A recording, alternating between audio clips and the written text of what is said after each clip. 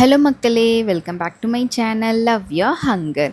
இன்றைக்கி நம்ம பார்க்க போகிறது ரொம்ப சிம்பிளான மார்னிங் டிஃபன் ரெசிபி தான். சம்பா ரவையை வச்சு ஒரு கிச்சடி மாதிரி இன்றைக்கி நம்ம பண்ண போகிறோம். சம்பா ரவை உப்புமா வந்து நம்ம யூஸ்வலாக பண்ணுவோம். அதையே கொஞ்சம் கிச்சடி மாதிரி குக்கரில் ட்ரை பண்ணால் எப்படி அதோட அவுட்கம் வருது அப்படின்றது தான் இன்றைக்கி நம்ம பார்த்துட்ருக்க ரெசிபி. ஸோ குக்கரில் வந்துட்டு ஃபர்ஸ்ட்டு 3 டீஸ்பூன் எண்ணெய் ஊற்றிட்டு 1 டீஸ்பூன் நெய் ஊற்றிக்கோங்க. எண்ணெய் காஞ்சதுக்கு அப்புறமா நம்ம ஸ்பைசஸ் ஆட் பண்ண போகிறோம். நான் ஆட் பண்ணியிருக்கிறது சோம்பு, பட்டை அண்ட் லவங்கம் போட்டிருக்கேன். அண்ட் கருவேப்பிலை போட்டுருங்க. கருவேப்பிலை பொரிஞ்சதுக்கப்புறமா 3 பச்சை மிளகாய் ஆட் பண்ணியிருக்கேன். நீங்கள் சின்னதாக கட் பண்ண வேண்டாம். ஒரு பச்சை மிளகாய் நடுவில் வந்து ஒரு கீரல் மாதிரி போட்டு அதை அப்படியே ஆட் பண்ணிக்கலாம். ஸோ இது மட்டும்தான் இந்த ஹோல் ரெசிபிக்கு கொடுக்க போகிற காரம். உங்களுக்கு நிறைய காரம் வேணும்னா இன்னும் கூட பச்சை மிளகாய் வந்து நீங்கள் ஆட் பண்ணிக்கலாம். அதுக்கப்புறமா வெங்காயம் வந்து ஒரு 2 நார்மல் சைஸ் வெங்காயம் ஸ்லைஸ் பண்ணி அதையும் போட்டாச்சு. வெங்காயம் கொஞ்சம் வதங்கினதுக்கப்புறம் 1 டீஸ்பூன் அளவுக்கு நம்ம இஞ்சி பூண்டு பேஸ்ட் போட்டுக்கலாம். ஸோ அதுக்கு முன்னாடி நம்ம க்ளீன் பண்ணி வச்சுருந்த புதினா இருக்குது இல்லைங்களா, அந்த புதினாவுமே நம்ம ஆட் பண்ணிக்கலாம். புதினா வந்துட்டு கொஞ்சமாக ஒரு பாதி கை இருந்தால் போதும். அதை போட்டு நல்லா வதக்கிடுங்க. இஞ்சி பூண்டோட பச்சை வாசனை போனதுக்கப்புறமா தக்காளி வந்து ஒரு பெரிய தக்காளி எடுத்துருக்கேன், அதையும் ஸ்லைஸ் பண்ணி போட்டாச்சு. ஸோ இது எல்லாமே நல்லா வதங்கி வந்ததுக்கப்புறமா நம்ம வெஜிடபிள்ஸ் ஆட் பண்ண போகிறோம்.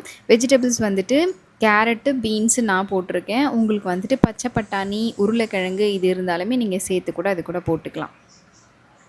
ஸோ இதெல்லாம் போட்டுட்டு நல்லா வதங்கணும் காய். அதுக்கு நம்ம குக்கரோட மூடி வந்து மேலே சும்மா அப்படி வச்சு கொஞ்சம் நேரம் காயை குக் பண்ண விடலாம். காய் நல்லா வெந்து வந்ததுக்கப்புறமா நல்லா வேகாது, ஒரு பாதி அளவுக்கு வெந்திருக்கும். ஸோ அந்த ஸ்டேஜில் நம்ம தண்ணி ஊற்றிடலாம்.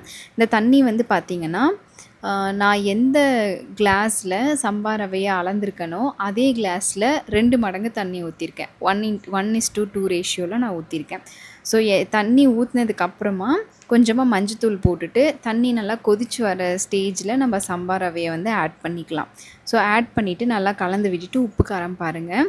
உப்பு வந்து கொஞ்சம் ஒரே ஒரு துளி எக்ஸ்ட்ரா இருக்க மாதிரி இருந்தால் தான் நமக்கு வெந்து வரும்போது கரெக்டாக இருக்கும் அதோட ரெசிபிக்கு. ஸோ அந்தளவுக்கு நம்ம போட்டுட்டு சாப் பண்ணி வச்சுருந்த கொத்தமல்லியுமே மேலே தூவிட்டு நல்லா கலந்து விட்டுட்டு விசில் வச்சுருங்க. ஸோ இதுக்கு வந்துட்டு ஒரே ஒரு விசில் வச்சா போதும். அதே மாதிரி ரொம்ப ஹை ஃப்ளேமில் வைக்க வேண்டாம், மீடியமுக்கு கொஞ்சம் வந்து மேலே வச்சா போதும் ஃப்ளேமு. ஸோ இது நல்லா ஒரு விசில் வந்ததுக்கப்புறம் தம் வந்து இறங்கினதுக்கப்புறம் நம்ம ஓப்பன் பண்ணி மேலே 1 டீஸ்பூன் அளவுக்கு இல்லை 2 டீஸ்பூன் அளவுக்கு நெய் ஊற்றிட்டு கலந்தோம் அப்படின்னா நல்ல சூப்பரான ஒரு கிச்சடி வந்து நமக்கு ரெடி ஆகிடும். பாருங்கள், அடி கூட பிடிக்கல, அந்த ஸ்டேஜுக்கு போயிருக்கு. பட் ஆனால் வந்து அடி பிடிக்கல, நல்லா வந்து உதிரியாக நமக்கு சூப்பராக வந்திருக்கு. எண்ணெய்லாம் நான் கம்மியாக தான் இதில் சேர்த்துருக்கேன். ஸோ அதனால் உங்களுக்கு கொஞ்சம் பார்க்குறதுக்கு ட்ரையாக இருக்க மாதிரி இருக்கும்.